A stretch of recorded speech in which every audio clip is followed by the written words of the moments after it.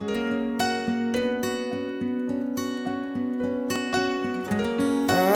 yeah.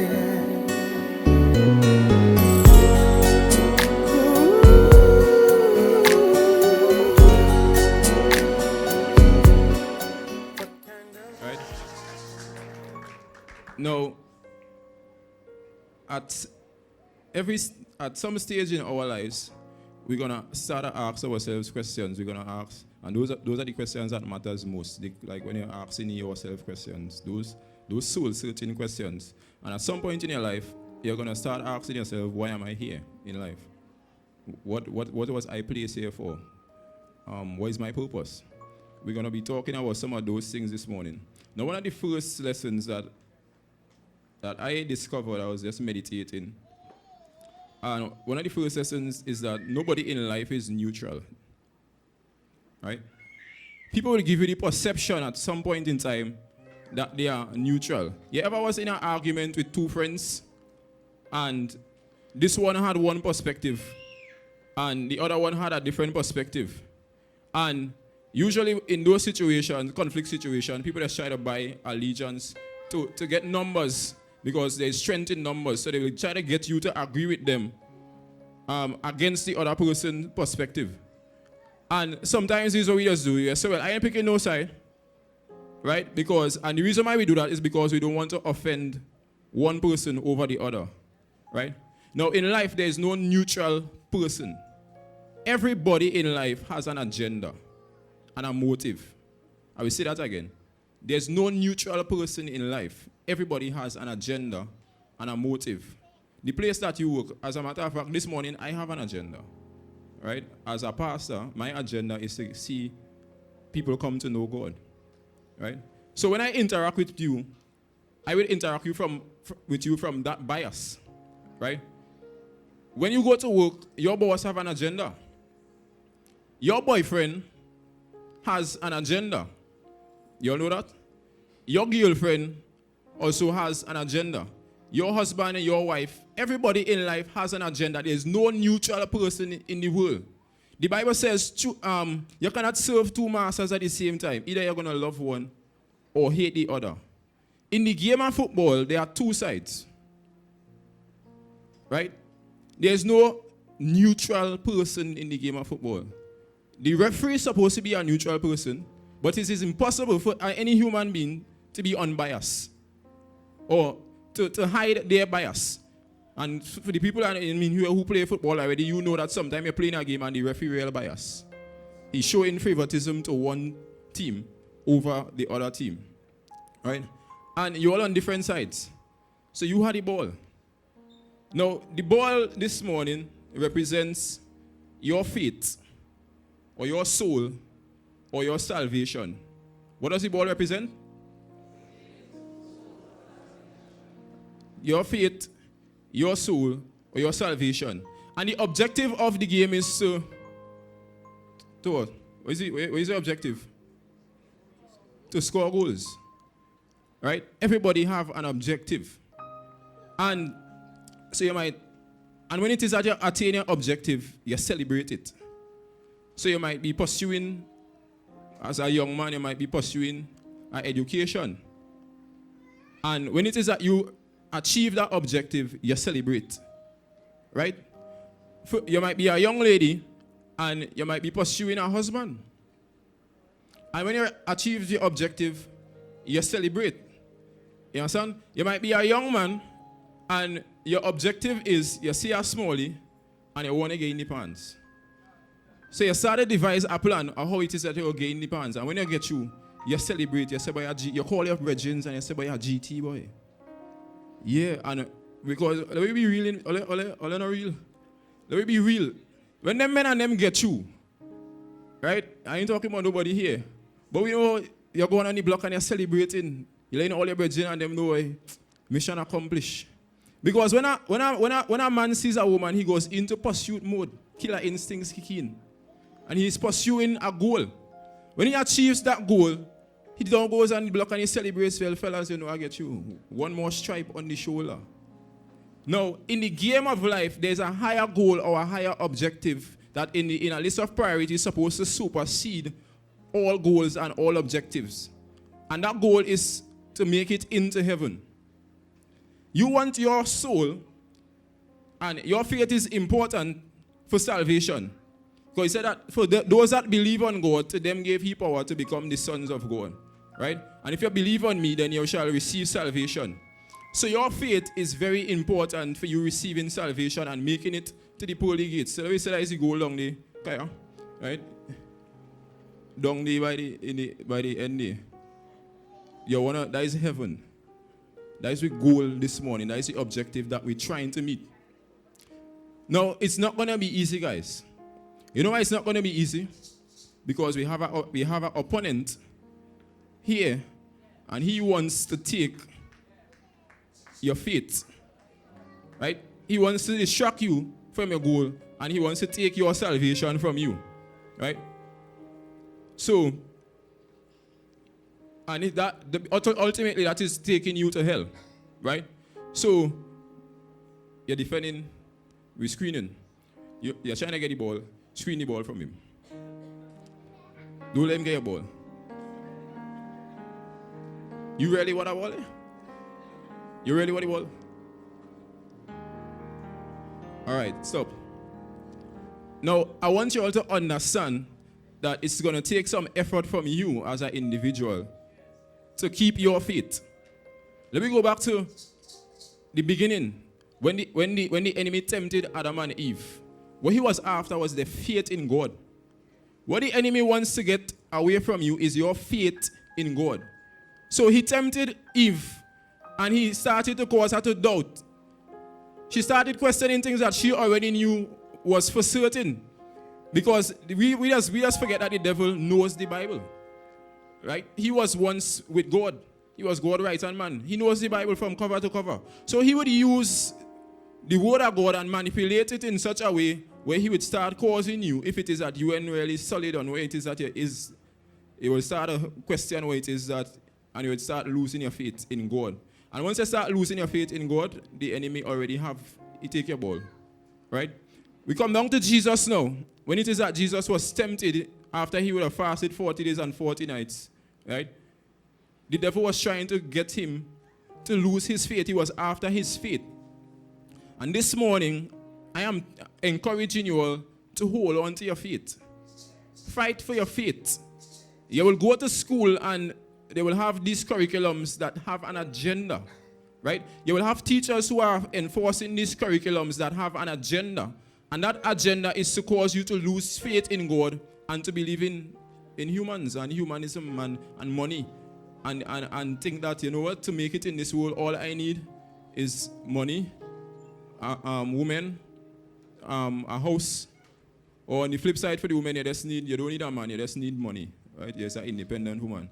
But in life, you're not going to make it without God. And your faith is going to be challenged at some point in time. And you need to be able to defend your faith. Right?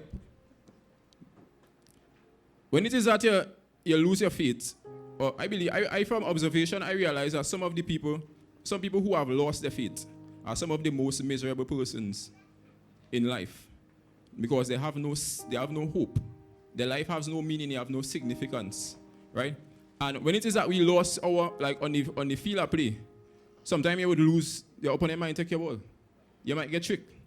When I used to play football, sometimes, all on opposite teams, right? When you playing a trick on you're telling him, you're calling him, yeah, Kaya, yeah, right? And because you didn't really take the chance to observe and scope the scene, like my father was a coach, I know he coached you, I don't know if he should coach you, right? He said, raise your head before you pass the ball. Make sure you see who it is that you're passing the ball to. Because sometimes the opponent might be saying, yeah, Kaya, hoping that you wouldn't really take the time to observe who it is that passing the ball to and then you give away the ball. You know? And we have to be discerning in life. It's not everybody who comes around you as a buddy is actually your partner or your friend. There are some persons who, because as I said, everybody has an objective, they're going to come around you and they're going to deceive you into leading you away from. You would have already picked a side and their objective is to lead you away from you. See, the devil already has the world. You understand? We are the last hope as a church. We are the call out one, we are the ecclesia. So his attack is on the church. So he will try to distract you and deceive you into giving your faith away because he already has the word. So you had to take time out to really watch what it is that you're doing so that the person or your opponent wouldn't distract you. The second thing is that you have to know your purpose and your position. For the people who in here who know about football, you have different positions on the field. You have strikers, you have midfielders, you have the man on the wing, you have right back, left back, you have the where is it glass? The center back, right? But one of these, the funniest things and the saddest thing at the same time to see on the football field is somebody who don't really understand what their position is. And they're running all over the place, all over the field, doing all kind of things, right? And you have a saying that we just use, not because you're busy, you're very busy means that you are productive or you are successful, right? And just as in football, if it is that you don't know what your purpose is, you're going to find yourself being very busy doing a lot of things, trying to be a lot of things, and you're going to be burnt out and you're not very effective and you're not very successful. You have to understand what your purpose is as an individual. And I'm telling you from experience that the only way that you could know your purpose, you have to go back to the person who created you. Miles Monroe put it this way. He said, if purpose is not known, then abuse is inevitable. And because a lot of people, I was at this generation, we know when going through this stage, we go through something called an identity crisis. And people searching for themselves. And because they don't know who they are, they start to take on other person's rules and images. So you start to cut your hair like this person. You start to wear this kind of clothes. You start to go in these kind of places because you're trying to find yourself in other people. And when you watch at it, after 10 years have passed, 5 years, 15 years, 20 years have passed, and you are not successful in anything because you have not yet discovered who you are. I want to use a personal example from my life. When it is that I got called to ministry, I was very confused. I remember sitting up at night and can't sleep for nights, right? I remember looking towards people that were Christians in the church for support in terms of just giving me a confirmation that what I'm doing is the right thing to do. And some people was like, but you mad? Because let me just give you all the story in terms of and helping also understand. I had started working for fire service because all my life I wanted to be a firefighter. And at the age of 15, I felt that God was calling me to do ministry. And at the age of, from 15 to 20, I run from that. But I said to myself, I have my plan. I could trust in my plan. Me really going into ministry, who going and feed me and feed my family, me really going to that. And I pursue my goals, my dreams. God come and mess up all of my plans. At the age of 21, I was in a relationship, and I know that God was telling to me, this relationship is not where I want you to be. But I still was holding on to that relationship. When I started training with fire, I came across this scripture that says, if any man must come after me, he must first deny himself, take up his cross, and follow me. Because any man who seeks to save his life shall lose it, and he who loses his life for my sake, the same shall save it. And I lost that person, that significant person. I lost that person. I was working in construction, I lost that job. I was saving money to get married. All the money, I get injured on the job, so all the money went back into bills. And God was telling me at this point in time, now I have your attention, right? So now you want to do what it is that I put you here to do. Is I create you. Is I giving you a purpose. And I remember leaving fire service in the training. And the officers calling me and to find out what really going on. I said, well, I ain't trained that. I in CNC here going and study theology. And I just remember sitting down in the mirror and watching myself in the mirror and saying, well, you mad. Even persons who would have looked at as strong spiritual sources of support would have said, but you doing stupidness. You get a good job, fire service. You know, is it pay for that and all these kind of things, and you live in that, you know. And it's only in CNC while I was studying that I started finding my identity and finding who I am in God. Because if it is that you pursue other things, like God put you here and he put you here for a purpose, unless it is that you find yourself in God and you tap into God and you start pursuing your purpose, you're not going to be successful in life. Because success is not measured by how much money you achieve, you know. Success is measured by if it is that you were created for something, are you fulfilling that purpose? That is success, right? And until it is that we understand that and we have that relationship with God, we are going to be going through life wasting a lot of time. I remember when I was going to college, I started watching at all of my friends' life. I was like, God, these guys are going to progress so far in life. By the time I finish college, and they're going to achieve so many things. I used to like with the men on the block, right? Came back from the block and realized that the guys on the block, still on the block, they haven't achieved anything. They haven't achieved a house, they haven't had a family, they haven't get married, they don't own a vehicle, nothing. And then I watch back, and then sometimes, you know, when God tells you to do something, you just see it as you're wasting time. Like, why I had to go to college for 4 years to do this thing here? That is wasting time. Look at the other persons who run in this race with me, they're way ahead of me.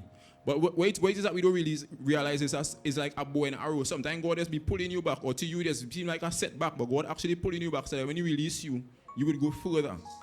Right? And you have to understand your purpose in God. And that is why that relationship is very important. You don't try to be anybody in church. What you're supposed to be coming here for is for that relationship and that connection with God to feed your spirit and your soul. And God is going to direct your path. So, don't lead onto your own understanding. I wish I had some other persons here for this illustration. Because sometimes you're going to be in a position in life or on the football field where you're under pressure. Right? Now, in life, we cannot go through this faith thing or this faith walk by ourselves. God has given us support. Right? And I'm not just talking about God, you know. You have to have people in your circle, people who are around you, who you can lean on for support in times. Because sometimes on the football field, things just get rugged. People they're going to knock you down. It's a contact sport. In life, you're going to also get knocked down sometime. And you have to be resilient as an individual to get up and shake that off and keep walking. Sometimes your children doing something. Sometimes you lost your job in life and you need somebody who you could confide in, somebody you could use as a songboard who you could go and talk to. Right? And we just end up with some people. You real selfish, you all the glory. You in church we just call that super Christian. Right? Because the motive behind why you're doing what you're doing is that you're going to be seen of men and men going to glorify you and not God. And the Bible talks about let your light so shine before men that they may see your good works and glorify who? God. Right? So, you ever see a striker going down? Right? 5 men on him in defense and you want to cut through everybody because you want to score the goal by yourself. You understand? And you have support there. And you ain't going to lean to your support. For you, it's you and your brother that really making it in. You understand? And when it is that you see your brother struggling, sometimes you just have to make yourself available because he mightn't even be watching. You understand? He under so much pressure, he can't even raise his head to really see what's going on. So you got to put yourself in a position now where it is that you could be able to support him. You understand? I don't know what I'm talking about because we play football. And it's the same principle in life. Sometimes we just be so distant from people. We see them struggling. And we are really taking the initiative to approach them and say, you know what, I see you're struggling. God laid on my heart to really help you out. You know? So these are some of the principles that we should learn from football. The second thing, and that is don't be selfish. The second thing is that, next thing is that you have to listen to your coach. Right? So this is Antonio Conte here. Right? You have to listen to your coach. I'm gonna elaborate on that coach thing just now. But sometimes on the field and in life, things just be getting so hectic. Things so busy. The pace of the game moving so fast. You're getting so much bad tackle. And the referee so biased. And all kind of things happening that you Don't even listen to your coach again. The coach by the sideline is calling certain things and he throw it horse and you even hear him. You understand? You see, sometimes in life we just get to that point where we don't even pray. We don't even have that conversation again. The trials of life so distort the network between you and God that you can't hear him. Right? And that is why it is very important that they just have a halftime or intermission. And in that intermission, you could come off the field and be in an attitude where, but you can see what everybody doing, me on the field and etc. and etc. And you could make it so much about you that you aren't really listening to what the coach is saying. You understand? So you had it, and that coach, and your coach is God. You had the best coach. No football team, even the greatest football teams, Chelsea and Barcelona, and none of these teams can make it without their coach. You understand? And you could come off, like sometimes you're going through whatever it is you're going through and God trying to talk to you. But you're so upset about whatever it is that take place that me want to hear you. You ever see them disrespectful kind of players? I don't know if you're smiling. You ever see them kind of players? That cussing the coach during intermission. Right? But you don't know. You don't know it's I playing out there. Right? But it's God carrying you. Your coach, God, is who does be carrying you. We remember the story, the set of footprints in the sand. Right? And the guy looking back and saying, well, God didn't leave me when it is that I was going to. And so God said, no, I was carrying you through this toughest time.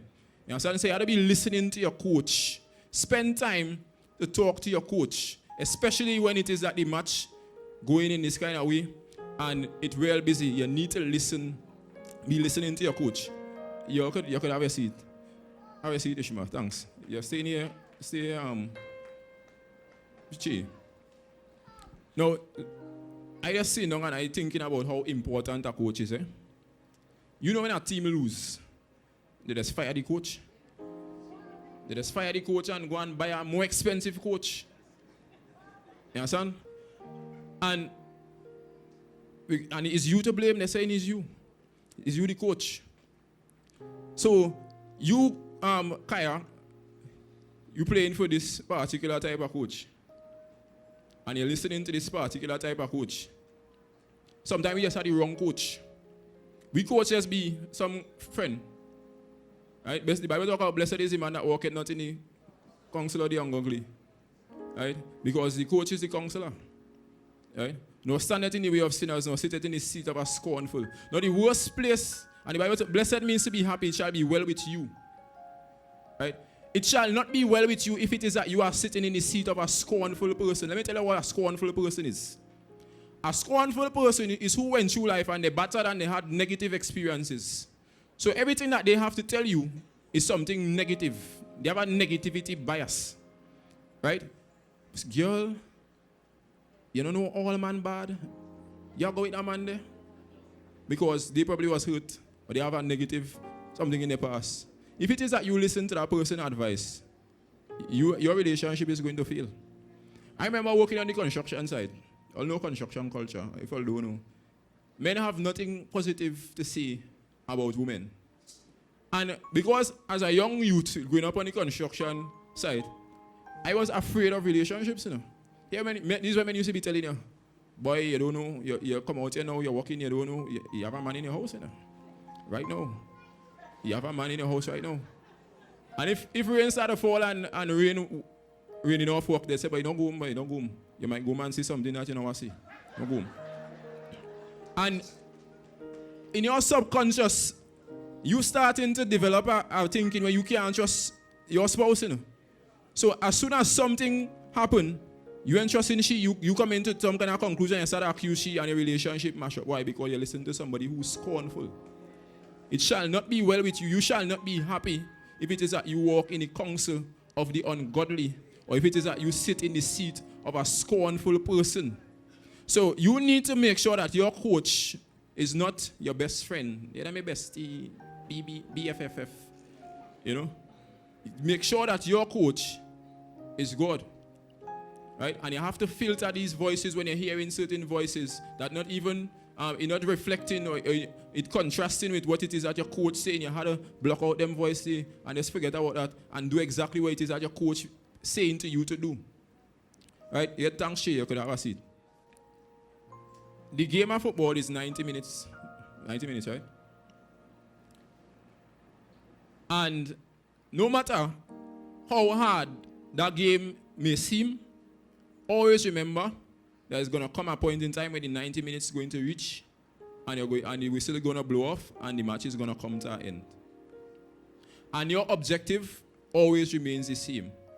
You see the thing about it, the good thing about Christianity is that the battle has already been won. Christ has already gained the victory for us. So all it is that we need to do in the battle is to stand and stand till the end, because it says those who endure till the end shall receive a crown of life. And that is our goal. No matter how hard it may seem, you are to fight to the last. And we know that the teams who have the higher possibility of winning the game is the team who is most prepared. Right? I am a Mason Hall fan. Right? Frank and these guys play for Cumbria, unfortunately. Right? And they would have won against Mason Hall in the league. You know, by the skin of their teeth. Right? That's my bias coming out here, right? But it's by the skin of their teeth. And the reason for that is because they were, at the end of the day, they were more prepared on the day. Right? They were more prepared. They must be trained, they must be fitter. Mason Hall probably has more skillful players. Probably, you know. But at the end of the day, they were more prepared. They trained harder. Now, in life, you also have to be prepared for the war, you know. You have people strolling into the war. Yeah. Let's fight. You're not prepared. So you're gonna get knocked down. You're gonna lose. You have to be spirit, you have to put on your armor. You understand? If it is that you don't put on your armor, or your gears, you're gonna go on in the field and get injured. You understand? So you have to be prepared. And the Bible talks about putting on the armor of God that you may be able to stand against the wiles of the devil. You cannot be expecting to, as a Christian, to be going through this walk or this 90 minutes, and it's not 90 minutes. You actually promise is 70. And you're going through your 70, and you're going in there unprepared. You ain't reading your Bible, you ain't praying, you ain't talking to God, even fasting and praying.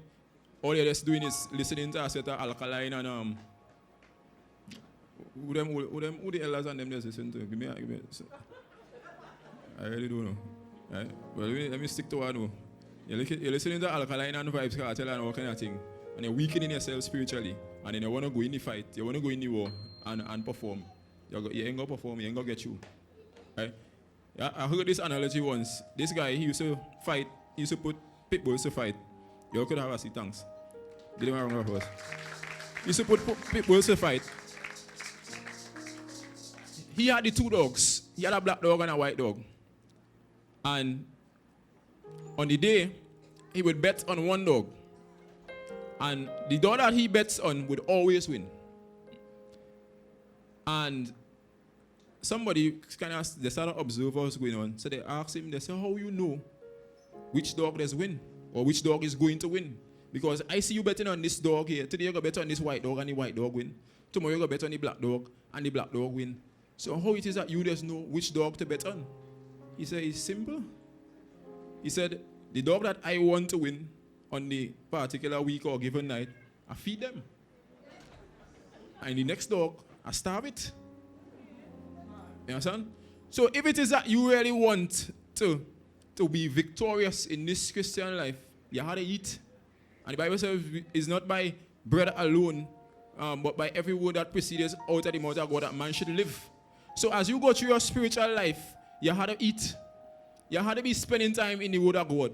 You have to be spending time talking to God and having conversation with God, or else spiritually you're going to be weak. And if you're not eating, automatically, inevitably, you're going to be defeated. Right? So those are my words of encouragement this morning to you all. The whistle is going to blow at some point in time. Right? And when that whistle blows, what will be the results of your match? Are you going to be victorious?